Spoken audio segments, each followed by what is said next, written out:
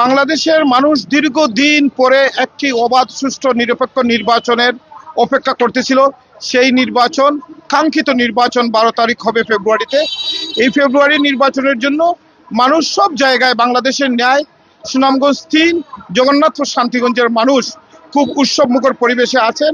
আমি দেখতেছি মানুষ খুব আগ্রহে আছেন, কারণ দীর্ঘদিন মানুষ অনেক সময় বুথ সেন্টারে যেতে পারে নাই, বুথে যেতে পারে নাই।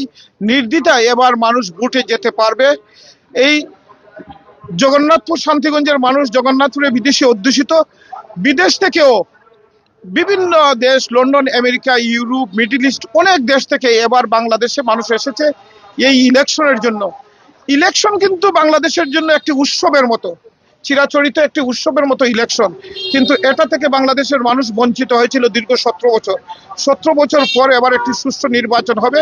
এই নির্বাচনে সারা প্রত্যেকের ঘরে ঘরে, বাড়িতে, রাস্তাঘাটে, সবার মুখে মুখে নির্বাচন, এবং এই নির্বাচনে বিএনপি জয়যুক্ত হবে। সারা বাংলাদেশে সবচেয়ে বেশি সংখ্যাগরিষ্ঠ, অতীতে 3 বার বিএনপি সরকার গঠন করেছিল, তার চেয়ে বেশি সিট নিয়ে এবার সরকার গঠন করবেন এবং তারেক রহমান ইনশাআল্লাহ প্রধানমন্ত্রী হবেন।